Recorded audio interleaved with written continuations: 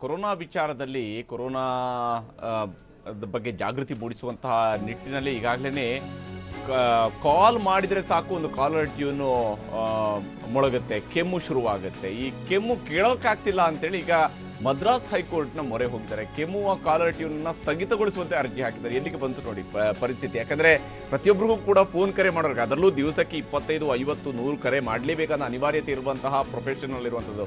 ಅದು ನಮ್ಮಂಥ ಪತ್ರಕರ್ತರಿಂದ ಹಿಡಿದು ಅನೇಕರಿಗೆ ಪ್ರತಿನಿತ್ಯ 50, 100 ಕಾಲ್ ಮಾಡೋದಕ್ಕಿರುತ್ತೆ. ಅಂಥವ್ರಿಗೆ ಪ್ರತಿ ಬಾರಿ ಕರೆ ಮಾಡಿದಾಗಲೂ ಕೂಡ ಈ ಕೆಮ್ಮುವುದನ್ನು ಕೇಳ್ತಾನೆ 1 ನಿಮಿಷ ವೆಯ್ಟ್ ಮಾಡಬೇಕಂತ ಅನಿವಾರ್ಯತೆ ಇದೆ. ಈ ಕಾರಣಕ್ಕಾಗಿ ಇದಕ್ಕೆ ಸಂಬಂಧಪಟ್ಟಂತೆ ಮದ್ರಾಸ್ ಹೈಕೋರ್ಟ್ಗೆ ಒಂದು ಅರ್ಜಿಯನ್ನು ಸಲ್ಲಿಸಿದ್ದಾರೆ. ಕೆಮ್ಮುವ ಕಾಲರ್ ಟ್ಯೂನನ್ನು ದಯವಿಟ್ಟು ಸ್ಥಗಿತಗೊಳಿಸಿ ಅಂತೇಳಿ ಮನವಿ ಮಾಡಿಕೊಳ್ಳಲಾಗಿದೆ.